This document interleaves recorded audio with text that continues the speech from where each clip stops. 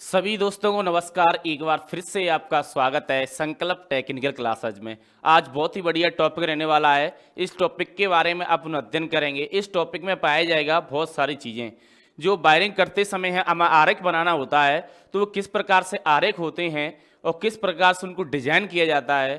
तो आज हम इन्हीं के बारे में चर्चा करने वाले हैं। तो जल्दी से हमारी लाइव क्लास में सभी बच्चे जुड़ जाएं और हमारे चैनल को सब्सक्राइब कर दें और शेयर करें और कमेंट करना ना भूलें, जिससे आने वाली वीडियो सबसे पहले आप तक पहुंच सके।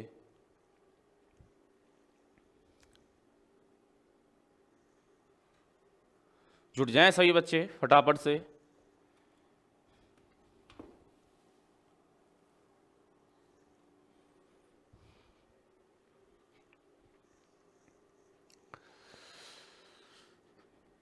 तो देखो, इस आरेख के बारे में पढ़ते हैं। राजेश, हाँ ठीक है ठीक है, नमस्ते नमस्ते।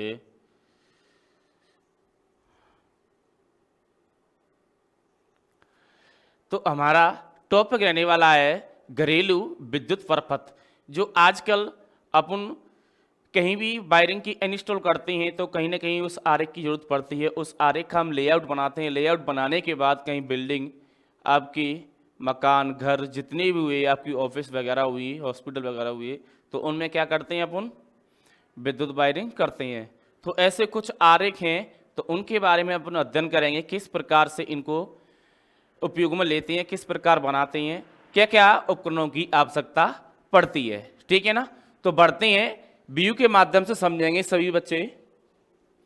देखो, ये हमारा क्या है, विद्युत घंटी परपथ है। देखो स्टार्ट करते हैं। विद्युत घंटी परपथ, विद्युत घंटी परपथ के ऐसा परपथ होता है जिसमें पुष्प करने पर एक बेल बजती है और जिससे हम संकेत मिलता है, हाँ कोई हमें संकेत दे रहा है बुलाने के लिए या किसी कार्य के लिए। तो इसी प्रकार से ये विद्युत घंटी है हमारी। ये क्या है, परपथ है। देखो ये क्या है, हमारा पुष्प बटन है। पुष्प बटन का मतलब समझते हैं, यहाँ पुष्प करना मत दबाना।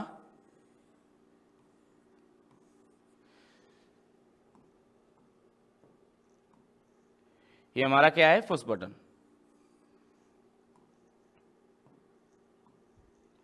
ये क्या, हमारी घंटी। ठीक है ना। तो इसमें सप्लाई देते हैं, तो किस प्रकार से देते हैं, हमारा न्यूट्रल रहता है मेन में, वो फेस रहता है मेन में, हमारा न्यूट्रल भी लाइन रहता है। तो हमारा जो फेस लाइन है वो क्या इसमें लगता है, पुश बटन में, और जो हमारी न्यूट्रल लाइन है वो हमारी एक तरफ लगती है बेल में। ठीक है ना, घंटी में। तो इस प्रकार से हम परपथ बनाते हैं जी। बहुत ही बढ़िया टॉपिक रहने वाला है।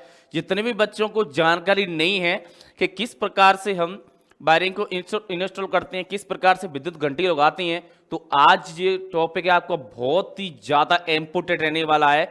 मैं इसी प्रकार से सारे परपथ लेके आया हूँ। आप कहीं भी जिंदगी में कहीं आप काम करते हो तो इन परपथों को आपको 100% यूज करना ही होगा। इन परपथों के अलावा आप नहीं करते हो इनको यूज, तो आपको बहुत बड़ी मिस्टेक आने वाली है। तो मैं आपको बता देता हूं कि इन परपथों को आप ढंग से एक बार देख लें और पढ़ लें। मैं आपको एक एक परपथ के बारे में बताऊंगा, किस प्रकार से होते हैं, किस प्रकार से उनको जोड़ा जाता है, किस प्रकार से सप्लाई दी जाती है। तो वीडियो को एंड तक देखें और जिससे आपको पता लगना चाहिए कि हम विद्युत वायरिंग करते हैं तो किस प्रकार से करते हैं। तो बहुत ही इंपॉर्टेंट मतलब टॉपिक रहने वाला है।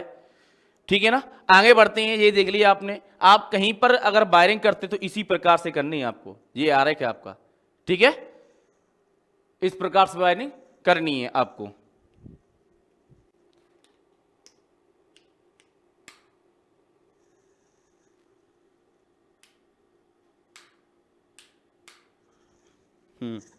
आगे बढ़ते हैं, दूसरा देखते हैं।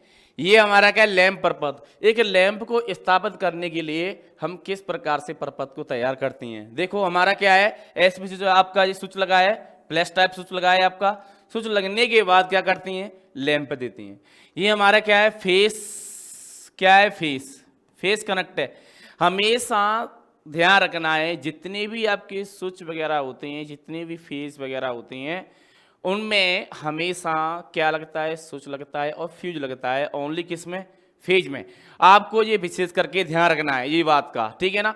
आप ये नहीं कह सकते कि सर स्विच को हम न्यूट्रल में लगा सकते हैं क्या? न्यूट्रल में नहीं लगा सकते। आप बोले क्यों नहीं लगा सकते?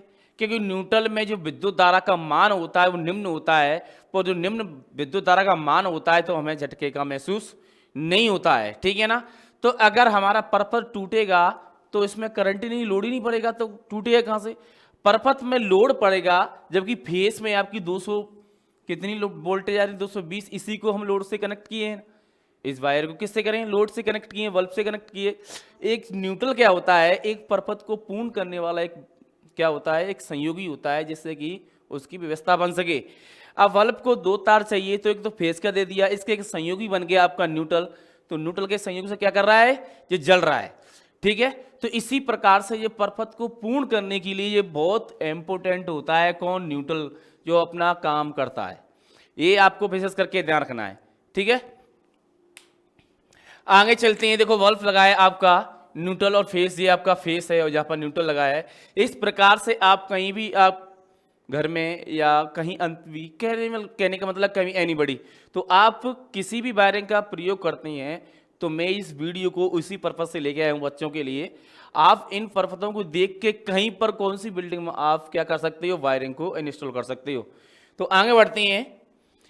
आता है सीलिंग फैन परपथ। अब सीलिंग फैन परपथ, अब सीलिंग आप पंखा लगाते हो कहीं पर, तो पता नहीं है आपको। अगर ये आपको डायग्राम देख लिया ना, मैं बता रहा हूँ 100% आप एक बार देख के जाओगे ना, दूसरी बात तो लगा ही दोगे, कोई दिक्कत आने वाली नहीं है आपको। तो देखेंगे आपका जगह रेगुलेटर है, आपका फैन रेगुलेटर है, आपको पता पड़ रहा है कि सारी चीज किसमें लग रही है? एक ही वायर में लग रही है। किसमें? फेस में। ऐसा नहीं है कि यहाँ पर 2 वायर दिए गए। देखो आपका स्विच है, किसमें लगा? फेस में, एक ही तार जा रहा है। आपका फैन किसमें लगा? फेस में। तो फैन का मैं बता दूं, जो रेगुलेटर होता है आपके, जैसे कि रेगुलेटर है आपका, इसी प्रकार से इसके जो दो वायर निकले हैं, तो यही वायर जहां फेस में गया है और यही वायर जहां फेस से निकला है। समझ गए ना? 2 तार नहीं लगाए, एक ही तार लगता है, खाली 2 वायर होती हैं, एक वायर लगता है फेस का, ठीक है ना।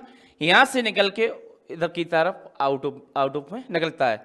आउटपुट में निकलने के बाद हमारा जो सीलिंग रोज है, आपने जो पॉइंट दिया है पंखे के लिए, तो उसको कनेक्ट कर देते हैं, ठीक है ना। जिससे कि आप इस रेगुलेटर से क्या करते हो? आपके प्रतिरोध के मान को घटाते हो और बढ़ाते हो, जिससे कि जो पंखे की स्पीड है वो कम और ज़्यादा आप अपने हाथ से कंट्रोल कर सकते हो। ये सीधी बात आपको समझनी है। तो आपकी समझ में आ गया होगा आपको जो स्विच और आपका जो रेगुलेटर है वो किस प्रकार से लग रहा है, कौन से क्रम में लग रहा है, ये भी आपको ध्यान रखना है, ठीक है, विशेष करके। तो आगे बढ़ते हैं इसी क्रम में। देखो आगे बढ़ते हैं, हमारा सॉकेट परपथ। सॉकेट में हम किस प्रकार से परपथ देते हैं? कोई सॉकेट होती है, जैसे प्लग लगाना हो, हमें किसी चार्ज लगाना हो आपको, ठीक है ना, हीटर की स्विच लगाना हो, तो एनीबडी बहुत सारे होते हैं। तो इनको हम किस प्रकार से करते हैं? सॉकेट में किस प्रकार से उसका परपथ है? देखो सॉकेट परपथ है, ये आपका सॉकेट परपथ है। आप देखेंगे इस प्रकार से, यहां पर क्या है, देखो ई का मतलब अर्थिंग है आपका, न्यूट्रल और फेस, और ये क्या है हमारा? Earthing point.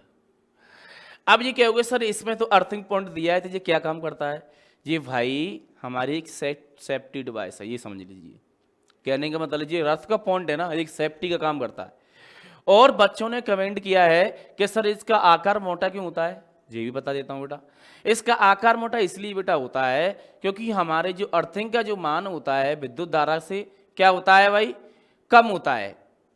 तो ये क्या है, विद्युत धारा जब मान इसका ज्यादा होगा, तो विद्युत धारा इसके माध्यम से क्या होगी? अर्थिंग के माध्यम से क्या होगी? जमीन में जाएगी। जमीन में जाएगी तो करंट क्या जाएगा?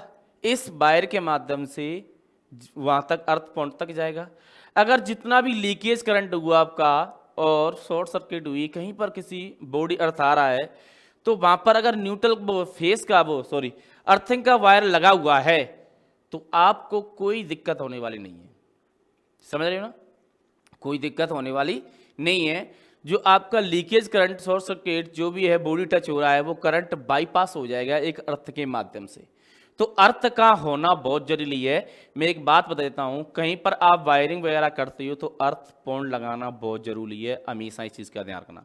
क्योंकि हमारा अर्थ एक डिवाइस ऐसी है जो सेफ्टी का काम करता है, सुरक्षा का काम करता है। इसलिए क्या करते हैं, इसके वायर जो होल है इसका मोटा आता है। मैं पूछ लेता हूं आपको, जो होल तो मोटा आता है, पर इस अर्थिंग का जो कलर कोड है वो क्या है? सभी को कमेंट करके बताना है, ठीक है ना, ध्यान रहे। तो इस प्रकार से हमारा फ्यूज रहता है इसके अंदर, इस प्रकार से स्विच होता है हमारा, ठीक है ना। तो हम इसको कनेक्ट करते हैं, तो लोड के हिसाब से हम सॉकेटों को निर्धारित करते हैं। ये भी आपको दिखना है 5 एम्पियर, 10 एम्पियर, 16 एम्पियर, इस प्रकार से क्या करते हैं, लोड के हिसाब से इनको डिवाइस वो करते हैं, इंस्टॉल करते हैं। ये आपका अर्थिंग पॉइंट है।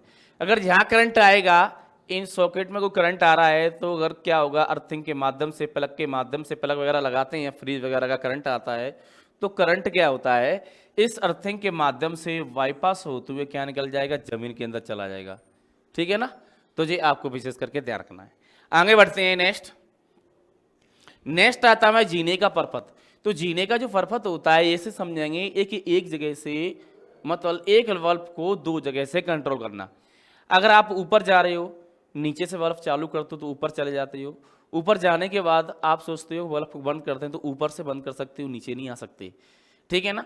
जब आप नीचे आ रहे हो ऊपर से, तो ऊपर से बल्ब चालू कर दो और आके आप नीचे बंद कर दो, इस प्रकार से परपथ है। देखेंगे इसके अंदर, देखो हमारा 2 वे स्विच लगा है, ठीक है ना। क्या लगा है, 2 वे स्विच। तो ये आपको दिख रहा है, डॉट डॉट से दिख रही है ना आपको, ये क्या है, स्विच का काम कर रही है। इधर डॉट डॉट दिख रही है ना, जिसको स्विच का काम कर रही है। जब ये परपथ जोड़ेंगे अपन, तो क्या होगा भाई, जोड़ने के बाद धारा चलेगी इसके अंदर। जब ये परपथ टूटेगा, इसको जोड़ेंगे तो ये धारा जा रही है, यहाँ से कांटेक्ट हो रही है। तो इसी प्रकार से हमारा 2 वे स्विच काम करता है और बल्ब 2 जगह से कंट्रोल होता है, चालू और बंद। ये हमारा जीने का परपथ है। देखो मैं बताना चाहूंगा आपको इसमें एक और, देखो ये हमारे 2 वे स्विच, ये हमारा एक बल्ब है, ठीक है, और हमारा ये अर्थिंग पॉइंट भी है इसके अंदर। अब देखेंगे तुम कि आपने जो वहां पर मैंने दिखाया था जीने की वायरिंग में, देखो जीने की वायरिंग में आपको स्पष्ट धारा दिखाई नहीं दे रहा होगा, पर इसी को मैंने एक इस रूप में कन्वर्ट कर लिया। ये हमारा क्या है, 2 वे स्विच है। क्या है, 2 वे स्विच है, ठीक है ना। अच्छे से देख लीजिए किस प्रकार से कनेक्ट होते हैं। ये ऐसे इस प्रकार से होते हैं, देखो मैं बताऊं आपको, 1 2 और 3,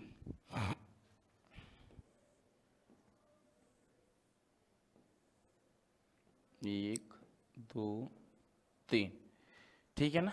ये हमारा स्विच है। क्या है, स्विच है। तो इस प्रकार से आपको 3 कॉन्टैक्ट दिख रहे हैं, ये भी 3 है, ये भी 3 है। तो कैसे कहते हैं, चटकनी बोलते हैं गांव की भाषा में, क्या चटकनी को बंद कर दे चालू कर दे, ठीक है ना। तो इसी प्रकार से हमारे स्विच हैं। अब वायरिंग किस प्रकार से देते हैं, देखो हमारा एक पॉइंट है जी, यहाँ से एक को लिया इस प्रकार से और ये आके यहाँ दे दिया इसमें पहले पॉइंट में, मतलब एंड का ये पॉइंट और पहला ये पॉइंट, ठीक है ना।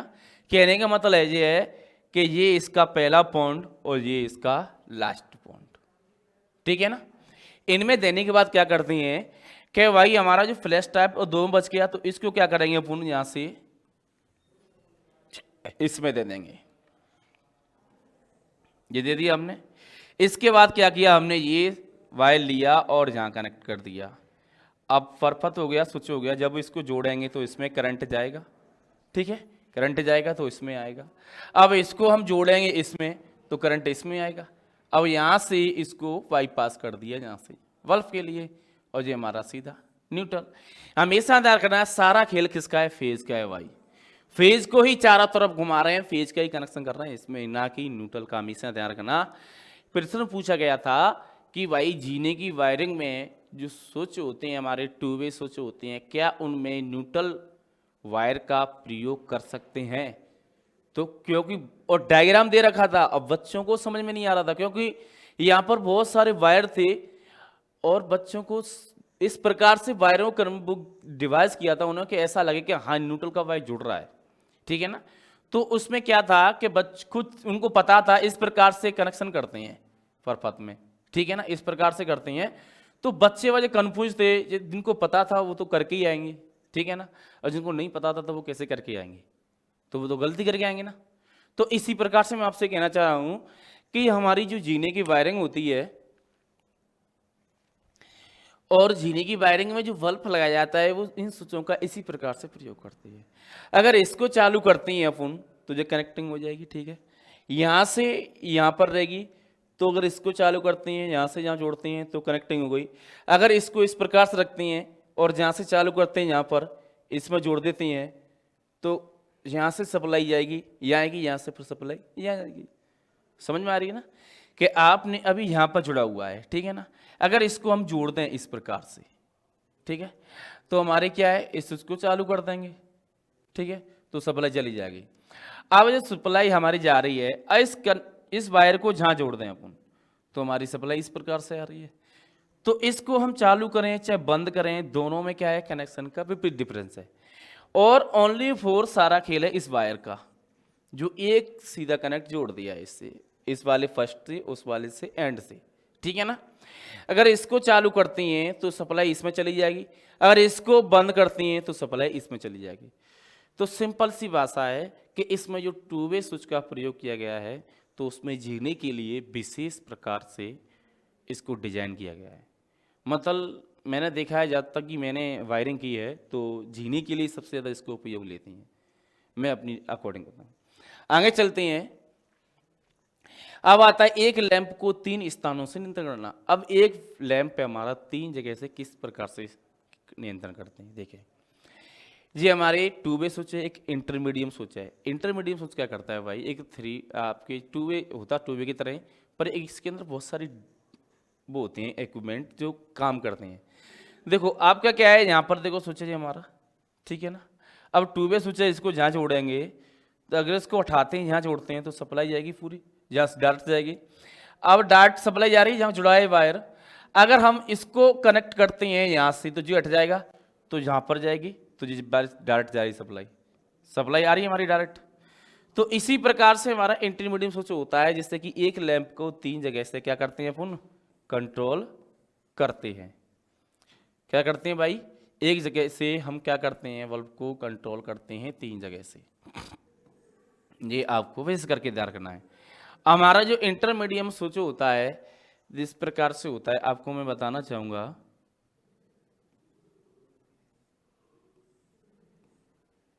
इस प्रकार से कुछ होता है, शायद मेरे हिसाब से इंटरमीडिएट स्विच होता है, ठीक है ना।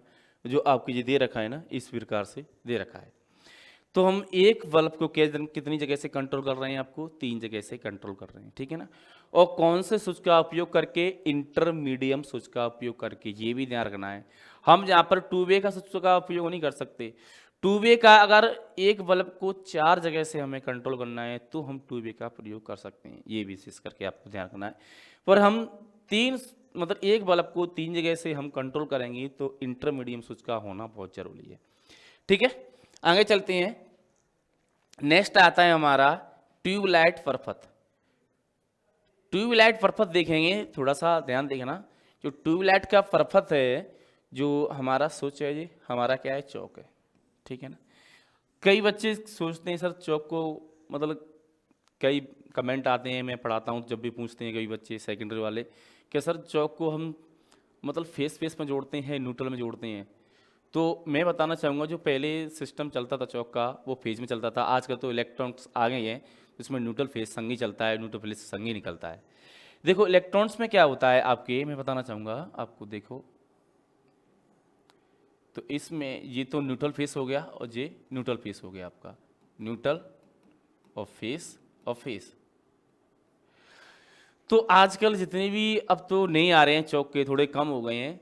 थोड़ा सा इलेक्ट्रिकल इंजीनियरों ने अच्छा वो किया था काम, कि जिससे कि कॉस्ट भी कम आए और लागत भी, कहने का मतलब, कम लगती है। तो आजकल के इलेक्ट्रॉन्स खरीद लेते हैं सभी, कोई दिक्कत नहीं है। तो मैं बता देता हूँ आपको इसके बारे में, कि चौक को हमेशा परपथ में फेस में ही जोड़ते हैं, ना कि न्यूट्रल में, ना न्यूट्रल जोड़ते हैं उसके साथ में, हमेशा ध्यान रखना। देखो आपको परपथ डायग्राम दे रखा है मैंने, ये आपका कौन सा वायर है, दिख रहा है आपको, न्यूट्रल का, ठीक है ना। ये एसपी वायर है हमारा,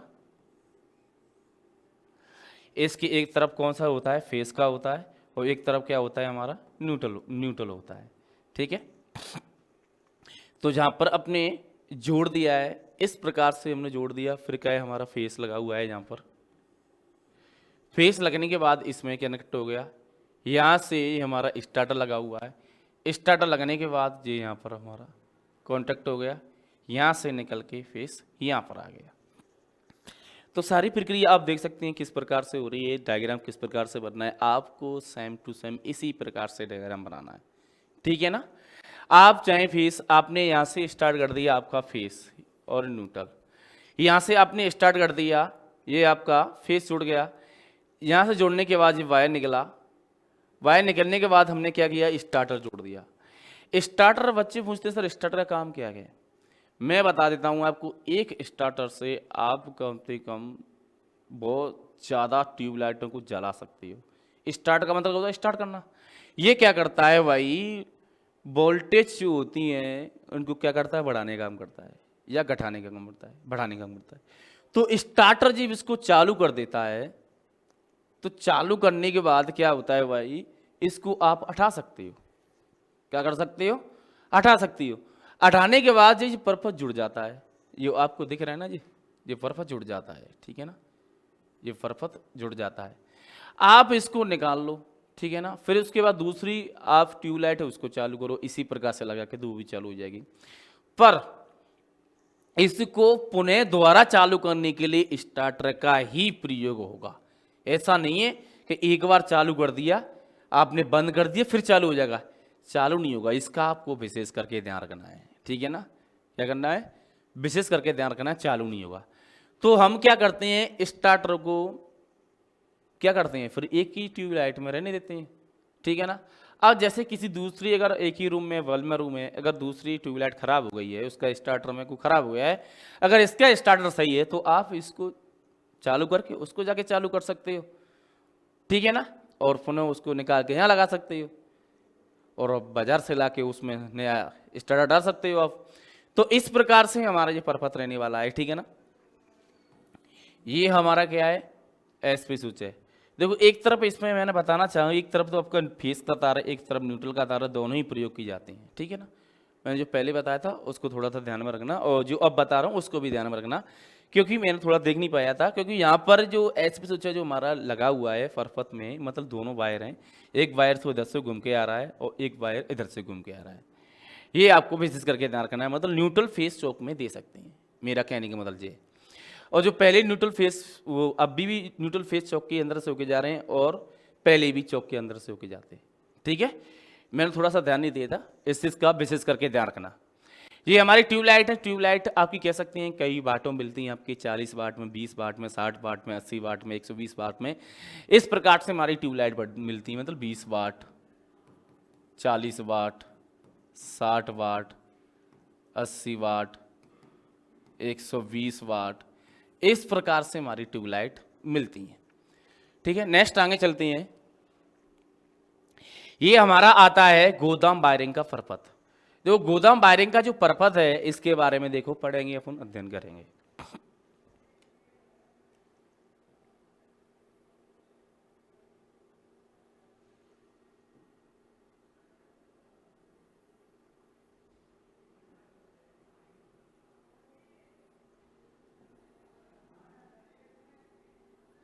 ये हमारा क्या है, गोदाम वायरिंग का परपथ है। देखेंगे जी हमारा फेस लगा हुआ है, ये हमारे न्यूट्रल लाइन है, ठीक है ना। तो ये गोदाम वायरिंग का परपथ है, तो किस प्रकार से सॉकेट को यूज कर रहे हैं, कितना बल्ब यूज कर रहे हैं, किस सारी चीज में लिख रखी है। तो इसमें बल्ब का यूज हो रहा है जो 60 वाट का बल्ब है। कितने वाट का, 60 वाट का।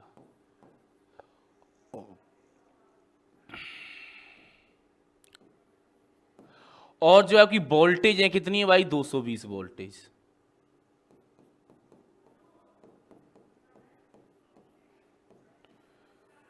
इन दोनों का यूज कर रहे हैं। और इसके अंदर सॉकेट का कितने का यूज कर रहे हैं, हमारी जो सॉकेट है, हमारा जो स्विच है, सॉरी स्विच हमारा कितने एम्पियर का है, 5 एम्पियर का। कितनी वोल्ट पर भाई, 220 वोल्ट पर।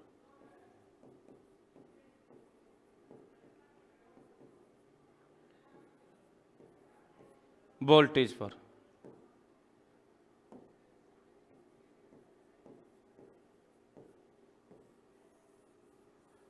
ठीक है ना। तो देखेंगे, देखो हमारा एसपी स्विच है, इस स्विच में से हमारी जो लाइन है, इस प्रकार समझेंगे कि जो हमारी जो लाइन है यहाँ से गुजरी है, यहाँ से इसको चालू करने पर इस परपथ में लाइट चली गई। यहाँ से इस वायर को इधर लेके आए, हमने इस बल्ब में जोड़ दिया, ठीक है ना।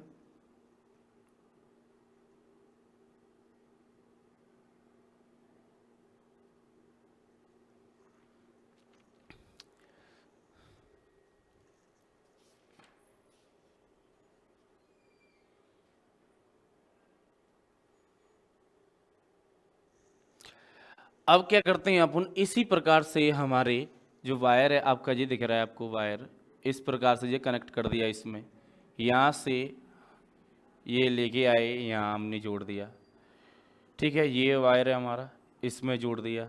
यहाँ से ये वायर इस बल्ब में जोड़ दिया, और यहाँ से जो निकला हुआ है ये वायर इसमें जोड़ दिया, और जहाँ से जो निकला हुआ वायर हुआ है ये पॉइंट यहाँ दे दिया। ठीक है ना, और जहाँ से स्विच हमारा चालू होता है तो जहाँ जोड़ दिया।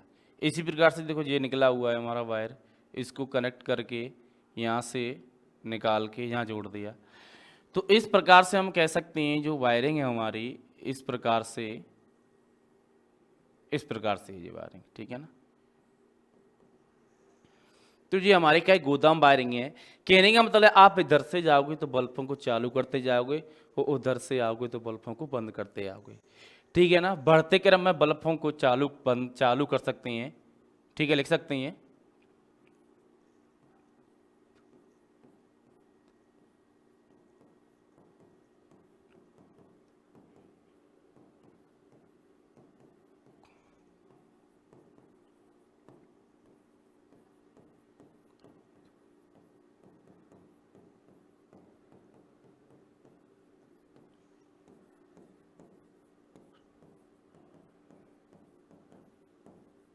ठीक है ना, बढ़ते क्रम में मतलब लैंपों को चालू करते हुए आगे की तरफ बढ़ते हैं। ठीक है ना, और जब वापस आते हैं तो लैंपों को बंद करते जाते हैं। हमारा स्विच होता है जिससे कि सारे बल्ब वगैरह बंद हो जाते हैं। हमारी जो गुदी गोदाम वायरिंग का जो पर्पज था, इसी प्रकार से सुरंग वायरिंग और भी वायरिंग होती हैं, इन सब का पर्पज इसी प्रकार से बनता है। तो आज की वीडियो में बस इतना ही। जो बच्चे हमारे चैनल पर नए जुड़े हैं तो चैनल को सब्सक्राइब कर दें और बेल आइकन को प्रेस कर दें, जिससे आने वाली वीडियो सबसे पहले आप तक पहुंच सके। ठीक है ना, और मैं एक बात कहना चाहूँगा, बच्चे कहते हैं कि सर मन नहीं लगता है पढ़ने में। अरे मन लगता नहीं है, वही तो काम करना है आपको, मन लगाना है भाई साहब, लगता नहीं है। मन लगाना है, लगता नहीं है किसी का। अच्छे काम के लिए क्या मन लगता है, आप मुझे बताइए। अरे पढ़ाई का अच्छा काम है ना, हर किसी का मन थोड़ी लगेगा इस काम में। क्यों, सही कह रहा हूँ गलत कह रहा हूँ? तो भाई अच्छे काम के लिए मन को स्ट्रॉन्ग करना है, और तुम्हें पता है कि इस अच्छे काम से हमारी लाइफ बदलेगी। पर क्या होता है, पढ़ते हैं बच्चे, नहीं पढ़ते, मन लगता नहीं है। अगर हर किसी लड़के का मन लगता तो इंडिया के अंदर गवर्नमेंट जॉब हर घर में होती। ये सोचो आप, समझ रहे हो ना? तो मन लगता नहीं, मन लगाना पड़ता है, किताबों से दिल लगाना पड़ता है। अब दिल लग गया ना किताबों से, एक बार मोहब्बत किताबों से होगी ना भाई साहब, मैं बता रहा हूं आपको, आप पता नहीं कौन सी उड़ान भर सकते हो, आप कितनी ऊंचाइयों को छू सकते हो आप। पर मन लगाना पड़ेगा भाई साहब आपको किताबों के साथ में, मोहब्बत करनी पड़ेगी आपको किताबों के साथ में, ऐसे नहीं होगा काम। तो मेरा यही कहने का मतलब है कि आप मन लगा के पढ़ाई करो और फोकस के साथ तैयारी करो। ठीक है ना, हमारी टीम है जो आपकी हमेशा हेल्प करेगी। कोई भी आपको दिक्कत आ रही है, हमारे चैनल पर कमेंट कर सकते हैं, सर ये तो परेशानी आ रही है। आपकी परेशानी का सॉल्यूशन ढूंढने की हमारी टीम पूरी पूरी कोशिश करेगी। ठीक है ना, तो मिलते हैं नेक्स्ट वीडियो में, जब तक के लिए धन्यवाद।